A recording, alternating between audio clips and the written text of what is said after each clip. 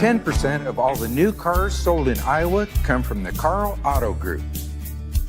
Our neighbors trust us to have the largest selection and the highest standards. To our current customers, thank you. And to our future customers, see for yourself why Karl drives Iowa. Your dealer for life, it's the Karl way. Keen Project Solutions, a modern engineering and construction firm, embracing technology, establishing industry-leading systems and processes, and delivering reliable results to our customers. At Keen, we are passionate about inspiring our team and our customers to achieve great things, offering the highest quality services in commercial construction to deliver turnkey projects. Our core beliefs drive us forward. Protect people, build relationships, drive innovation, and focus on end goals, bringing our customers' desired results to life. See how Keen can work for you at ThinkDifferent.ThinkKeen.com. Experience the world's largest sports book at your fingertips. I'm Derek Stevens. I'm a lifelong sports bettor and owner of Circa Sports. We built this platform for bettors that want high limits and total transparency. Featuring high limits, player-friendly pricing, and exceptional live customer service when you need it. Hi, how may I help you today? Download your new bookie today and start betting like a pro. Circa Sports. Welcome to POSTGAME. Iowa State with a big one tonight, big bounce-back win. 30-point win over Central Florida. The final was 87-57. This is the Karl Chevrolet postgame show. The After Dark guys will be not joining me, they'll be jumping on the feed right after I am done. Let's break it down. Again, 87-57 is your final, where, listen, after a two-game losing streak, this is exactly what the doctor ordered. Get back to Hilton Coliseum. And we look at key numbers, right? Like key numbers and where Iowa State really struggled in that little two-game losing streak, specifically when it came to forcing turnovers, taking care of the basketball on your own. And really a staggering statistic here tonight. Iowa State forces 19 turnovers, which is more than the last two games combined. And they scored 31 points off of turnovers tonight. So 31 of your 87 come off of turnovers in transition. Just a really, really impressive stat line. And, before we get into individual standouts tonight, sitting here courtside, you could really see it. You could really see how physical Iowa State was being and how much it got to UCF. The UCF players were swatting hands away. Like, they were really, really flustered by this Iowa State team tonight. And you just know that was the message from TJ Otzelberger going into this game is we set the tone. Iowa State sets the tone. In the last couple of games, that just hasn't been the case. The other team kind of set the tone. So, really positive as far as that goes. You wanted to see Iowa State bounce back. Spirited, they got off to a great start. Really everything that has plagued this team the last couple of games, you took care of tonight. Let's get into some of the individual performances for Iowa State. And you start with Joshua Jefferson, who is second triple-double of the season. 17, 10, and 12 assists. And the 12 assists is really where I want to start, because I've been applauding Iowa State for its defense thus far. But, this is one of those casual basketball things that I think anybody just watching the game could pick up on, that the ball moved around very well tonight. Like at times it was beautiful offense to watch with the extra pass. And I thought that really started with Joshua Jefferson. And it wasn't until about 10 minutes to play where I looked at the box score and realized how many assists he had. But again, the extra passes, I think Joshua, maybe the ball was getting stuck with him a little bit the last couple of games. You would look at the box score. He's 3 of 11, and you're thinking, maybe he's not the player he was a month. He is. He is. They made adjustments, and they came home. It's hard to win on the road in this league. It just is. Coming home was really what this team needed to get picked up by the crowd. Was great. Keen Project Solutions. We'll get back into some more analysis of tonight's game. If you're a Cyclone fan looking for a career that challenges and inspires you, let's go to Keen Project Solutions. They're hiring engineers and project managers in Ankeny and Kansas City. Think different. ThinkKeen.com. That is spelled Keen. Keen Project Solutions, developing great people and building great projects. We appreciate them for being a part of the Karl Chevrolet postgame show here in the Northwest Bank Studios. Also, my friends, the Natuzels over at Natuzel Financial Services. They are with Raymond James, and they can help you plan for your financial future. That is Netusil. I know Clay and Cody were both here tonight. They're all amped up. Sounds like Chase didn't make the show for some reason. Natuzel Financial Services, Raymond James. That's a father and 2 sons that are doing great work. They are awesome Cyclone fans, and I'm proud to call them friends. Some other notes on tonight. So, a lot of positives to get to.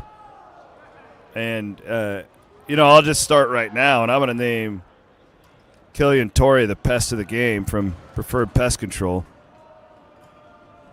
He was pretty nasty tonight. With where are my steal numbers here? I don't know how many steals he actually had.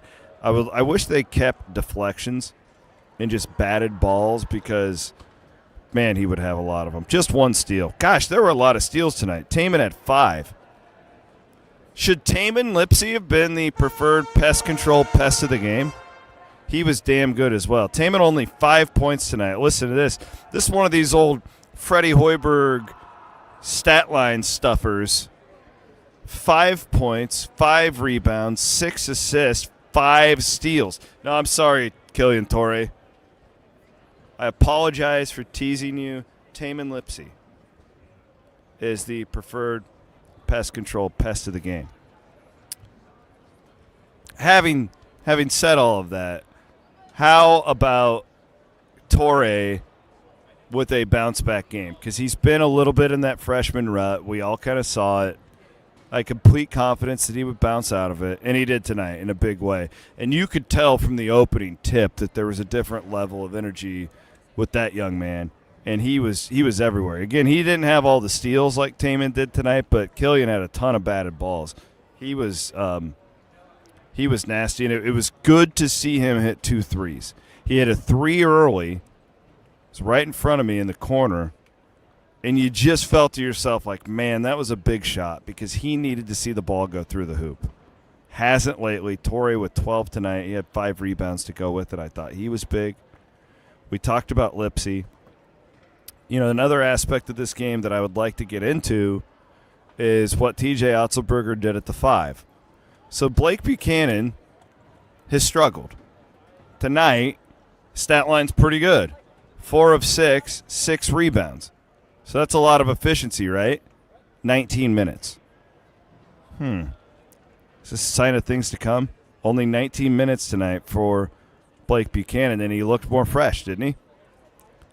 Plata comes in, gets 12 minutes of action. He was really good tonight. 8 points on 3 of 4 shooting. And this was, he didn't record a stat, but I thought that Eric Mulder came in and made an impact on this game at the end of the first half. And I think that was TJ Otzelberger. And keep in mind that Dominic Nelson didn't play tonight. He was ruled out on the injury report. So, but I think this was TJ just trying to get more energy into the game and saying, hey, Mulder, get your ass out there and run up and down the floor and just cause havoc. And that matters, though. If you can take 2 minutes a game off of Buchanan, right? I feel like Taman needs that right now. I like the fact that Taman Lipsy only plays 30 minutes tonight. Torrey, Momchilovich, Jefferson all played more than him. Taman needs to be playing 30 minutes per game right now, not 38. That's how Iowa State's going to make a run in the NCAA tournament.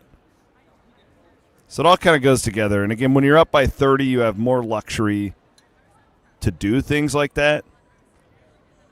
But I thought the minutes distribution was notable specifically at the 5.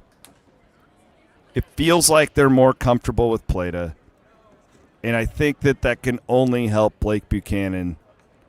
As we're really not – here's the thing. We're really not even into the grind of the Big 12 yet. That's still coming. So you try and save some of these guys, try and save their legs. And I thought clearly Iowa State was pretty deliberately doing that here tonight. Let's go back to the box score here, and then the guys, Cyclone Fanatic After Dark coming up right after me here on the Cyclone Fanatic YouTube page. I also enjoyed the minutes from Bateman tonight because he was really kind of non-existent against Cincinnati after playing pretty well, right? Like if the players on the team were like a stock, Bateman's a guy we would have been wanting to buy stock in about 2 weeks ago. You could kind of see him rising. You could kind of see him getting better. He got a little bit dinged up against Cincinnati, didn't really play much more, and it was good to see him respond with energy tonight. He played 18 minutes. Again, that helps Lipsy. Even Heisey in 19 minutes didn't score much, but he had 5 points or 5 rebounds. He was active. Deflections on defense. So to wrap it up, it's like, here's the deal. Does this game change the trajectory of Iowa State's season? No, it really doesn't. Really what you should have done tonight is blow this team out. And my God, this poor Coach Dawkins at UCF, this son of a gun doesn't ever want to come into this building again. Do you remember this game here last year? 108-83 was the score last year. Tonight it's 87-57. Mid-Florida doesn't want anything to do with this Iowa State team.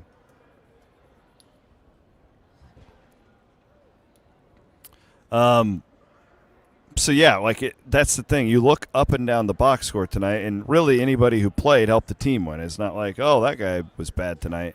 They needed that. They needed to, rinse and repeat, get back home, school's back in session, students are here. Now you can kind of get back into a routine. And you got a big game on Saturday at Oklahoma State. It's a really important game for Iowa State. Now, let me see if I can get a score update on that. They are playing TCU right now. And I'll be honest with you, I hope they win. Give me a confident Oklahoma State team for that road trip. Right now, they are winning in Fort Worth in the second half by 4.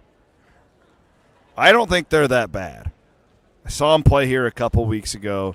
If that game would have been played in Stillwater that was played here 2 weeks ago, Iowa State would have lost. However, what do you get out of a 2-game losing streak? Well, what you hope you get is that you get better from it. Iowa State looked better tonight. It looked like it had refocused. It had gotten that desperation back like Otts talked about. We saw all those things tonight. Now, can you carry it on the road? There might be like a blizzard down there. We'll see. We'll see. But this was a